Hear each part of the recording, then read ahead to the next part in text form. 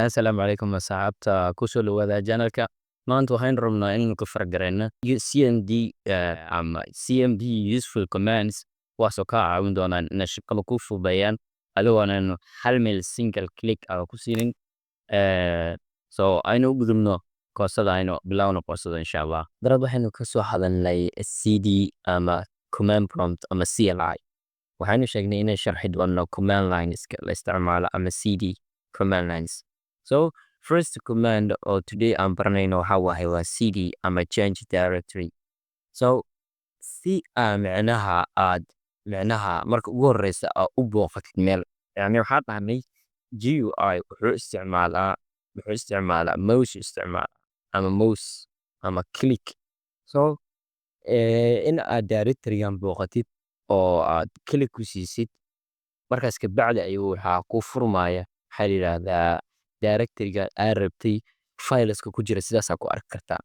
So marka ugu horeysa aan rabo in aan file booqdo ama folder booqdo, commandiga ugu horeeya aan isticmaalayo waxa waaye waa cd then directory name isticmaalo directory name ama dir name.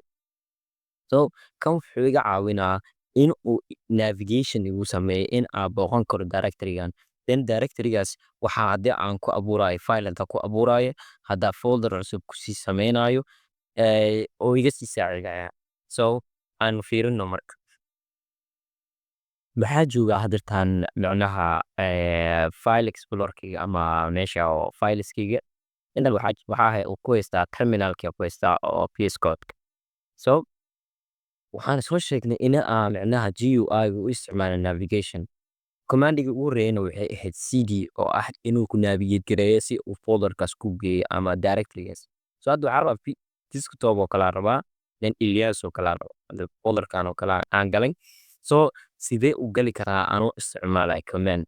So waxaan leenahay marka hore CD id kudra desktop igey desktop igey then waxaan leeyahay filekayga magaciisa adaarto fileka magaciisa waxaa ku ogaa kartaa ls nadaarid oo wuxuu kuu sheegi doonaa dhammaan fileska oo meeshaan ku jiraan.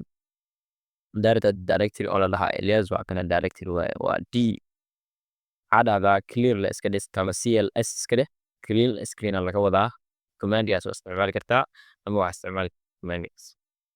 So waxaan rabaa in aado folder la dhahaa hadda folderkan waxaan rabnaa in gudihiisa wax ku jiro ogaano waxaa dhihi karnaa simply ls inaan oo ah list types ama waxaa kaloo isticmaali kartaa dir or how many directories how many folders are inside this particular folder. So clear iska dheh then waxaan rabnaa micnaha waxaan soo sheegnay CD inay naga saacidayso inay micnaha navigate gareyso meel la geyso. waxaan rabaa inaan ka soo laabto meeshan in order simply waxaan leeyahay meeshan desktop igu celi. So ama desktop caadiga igu celi ama this PC igu celi ama quick actions ama meel igu celi. So sidee ugu laaban karaa marka commandiga oo ugu horeeya aan isticmaali karto waxa waaye cd dot dot. So cd dot dot waxa waaye one step in dib ku celisid. So hadda daandano desktop ka joognaa hadda ls dahno desktop files ku jiro noo soo bandhigi doonaa. Okay. Another command waxa waaye haddii aan rabo hadda waxaa dhahay CD aan dhex galay Ilyas aan dhex galay waxaa kaloo sii dhex galay /files ku sii dhex jiraa sii dhex galay mar hal command waa soo dhex gali kartaa. hadda kan wax kuma jiraan waxaa rabaa in aad kulli ka soo laabto anoo userka u soo laabanayo. commandiga isticmaalaysa waxa waaye cd tell laamadan tilida or caps lock koreyso yo ka wada bixin doonaa dhammaan meesha ku jirtay adoo micnaha desktop ku dhex jiray oo navigation kan ku sii dhex jiray oo meeshan ku sii dhex jiray then adoo dhahay waa this PC igu celi. This PC ad meelaysa oo dhammaan ka soo wada bax userka email. So commandigaasna sidaas ay ka caawin doonaa. Second commandiga arma in aan sharaxno maanta waxa waaye mkdir ama waxa loo yaqaan make directory. So waxaa soo booqatay micnaha folderka ama desktopka waxaa dhacday cd sidadeed soo maraynay igey desktopka igey adoo micnaha waxay ka micno tahay adoo dhahay desktopka adoo click ku sii.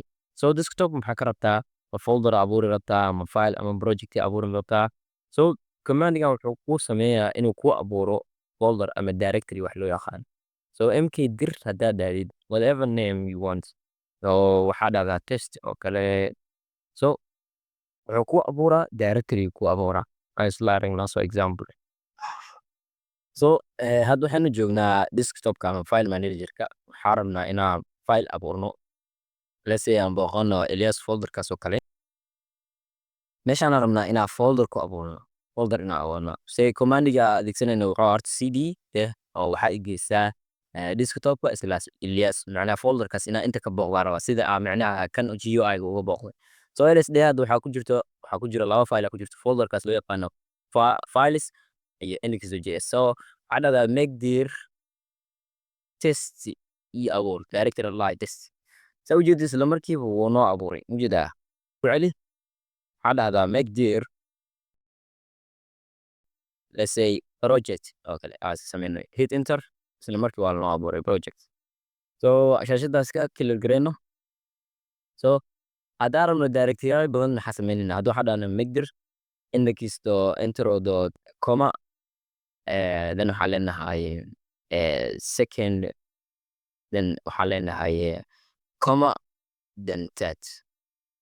So hal mar ayuu wuxuu noo wada abuuri doonaa 3 folder hal mar noo wada doonaa. Soo jeedi 3 folder inta macnaha yani GUI inta imaatid hal mar ayuu 3 noo wada abuuri doonaa. Inta macnaha GUI inta imaatid adii right click new folder saas igu abuur magac oo la bax text bbd waxaad iska dheh enter iska dheh. Markii inta sidaas aad u abuur lahayd command-gan ama command prompt-ga aad adeegsanaayo ama terminalka hal mar ayaa waxa uu inaa intaas folder sameysay. Si marka hadda dir dhaano intaanu folder ku jirto iyo halkaas file oo intaas wada dd waa directory yaal waaye halkan ugu dambeeyay index.js na waa file waaye. So clear iska dhaada CLS oo loo soo gaabiyay clean screen. hadda waxaan rabnaa inaad deleedno folder qaabkee u deleedeynaa marka waxaa adeegsanaynaa command loo yaqaano rm dir. rm micnaheedu waxay u taagan tahay remove, dirna waxay u taagan tahay directory iga delete. So hadda let's say waxaa deleedeynaa text bbd markay ku qoran tahay text bbd naga delete garay. So saa u jeedid wuu baxay ku celi rm dir let's say markaan waxaa deleedaa test oo kale naga delete. saa u jeedid isla markii asna wuu baxay oo waana laga delete garay. Okay clean screen deh. That command aan sharxayna waxay tahay how to create a file. waxaan noola soo ogaanay sidee file folder loogu navigation loogu sameeyaa oo cd command. waxayna soo ogaanay sidee folder loo abuuraa. So hadda waxaynu baranaynaa how to create file. sidee u abuuri karnaa macnaheeda file sidee u abuuri karnaa anagoo isticmaalayna simple commands without touching the screen ama moves anagoo isticmaalin. laba qaab aan u samayn karnaa marka la joogo terminalka. waxaa adeegsan karnaa new item command-gan inaad dhahdo new item dashpad badka hadda aad joogo waxaa igu abuurtaa fileka magacaan leh file hebelow index.js hebelow.html file magaciisa test.txt itemka noociisana waxaa ka dhigtaa file ka dhig marka shaygiisa abuuraysa. waxaa jira command kale oo iska fudud oo ah inaad dhahdid maxaa la yiraahdaa echo oo symbol echo ama echo greater than file name inaad sheegtid oo dhahdid test.txt oo kale hebelow saas index.html oo kale. So aynu aragno qaab beenayaan marka. So hore waxaan usoo ogaanay navigation inaa folder abuuri karno inaa folder aan delete karno. hadda waxaan sharxaynaa qaabkee folder file aan abuuri lahayn. waxaan soo ogaanay laba method ugu horeeya wuxuu ahaa inaan dhahno simple echo directory hadda aad joogo calaamada greater than inaa isticmaalo adoo index.html ayay abuuran index.js. okay interdect hadda waxaa lagu soo diray ujeedaa index.js lagu soo diray. haddii rabo simple waxaa leedahay echo test.txt okay hit enter ma gashay shayga input-ka in lagu sameeyo waxaa la abuuray text.txt.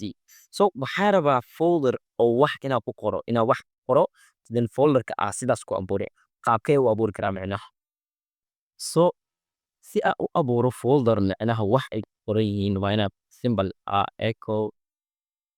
echo meesha daya greater than ka isticmaalaha waxaa isticmaala symbol dot quote waxaa leeyahay welcome to my first file. Then filekii magaciisa sheegaa waxaan dhahaa tijaabo.txt oo kale tijaabo.txt hit enter. Haddaan ka fiirino tijaabo.txt waa inoo furay.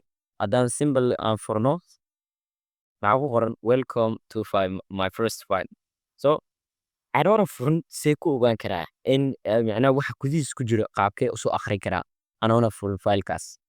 So si aa u ogaatid wax gudihiis ku jiro symbol waxaa adeegsan kartaa inaad dhahdid type then fileken magaciisa. Hadda waxaa dhahnay tijaabo symbol waxaa waa tijaabo.txt waxaa rabaa waxa gudihiis ku jira hadda fiiri meeshan maxaa liisoo qoray liisoo maligi filekaas wixii gudihiis ku jira ark marka kaba soo qaad waxaa kugu soo dhacay inaad deleedaa rabaa filekan qaabkee u deleedi karaa waa adeegsanayno folder markaad deleedayna inaad dhahno rm oo maxay defined remove directory waxaa rabaa inaad file aad deleedo waxaa leeyahay symbol del text.txt iga delete text.txt. So ujeedadeena maxay tahay micnaheedu waxaa micnaha in fududeyno qaabka micnaha oo userka uu la falgalayo micnaha computerka uu la falgalayo. Kaba soo qaad waxaa dhahnay aan kusoo celino waxaa dhahdaa mdil waxaa ii abuurtaa website ama folder lalaayo kale ii abuur folderkii uu abuuray markuu ii abuuray waxaa leeyahay cd website website navigate igu sameyn.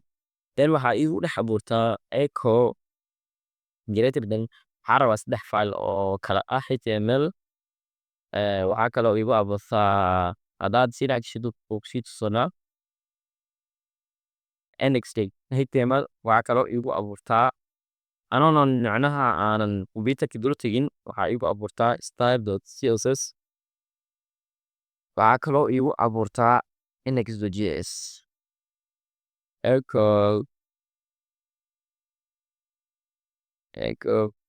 index.js hit okay then waxaa iigu taabiya scott simply inti shil oo micnaheedu ayagoo wada diyaarsan oo micnaha macna website-ka macna al folderskoodi leh inuu kugu qoro